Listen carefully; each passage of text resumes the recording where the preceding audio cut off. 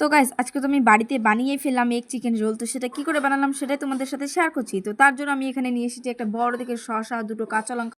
Role বানানোর জন্য যা যা লাগে সব কিছু তো আমি নিয়ে এসেছিলাম, আর এখানে সব কিছু কেটেও রেখে দিলাম। তারপর দোকান থেকে আমি 10 টাকার সাদা আটা নিয়ে আসলাম, আর আটাটাকে মেখে রেখে নিলাম। আর এখান থেকে আমরা চিকেনের কোনো ভেজালই করবো না, তাই দোকান থেকে চিকেন পকোড়া কিনে নিয়ে আসলাম। অনেক শর্টকাট, 30 টাকা দিয়ে চিকেন পকোড়া কিনে নিয়ে আসলাম। আর হ্যাঁ, চিকেন পকোড়ার মধ্যে তো সস আর চিকেন ঝাল চাটনি ছিল। আর রুটিগুলো আমরা এক এক করে গরম করে নিলাম। আর ঘরে দেখলাম একটা টমেটোমো আছে, সেই টমেটোমোকেও কেটে দিলাম। তারপর এখানে রুটি ভাজা কমপ্লিট হয়ে গেছে, আর এখানে দুটো ডিম দিলাম। আর এখানে হলুদ না দিতে ডিমটা কি হলুদ দেখো। তারপর ডিমটা দিলাম, আর ডিমটা তো এখানে প্রচুর বড় ছিল, এর মধ্যে রুটিটা দিয়ে দিলাম। আর আমি না বুঝতে পারছিলাম না কি করে বানাবো। তারপর যাই হোক, সে যেরকম তেরকম করে বানালাম। আর এখন এর মধ্যে সব কিছু মশলা ঢালার দরকার।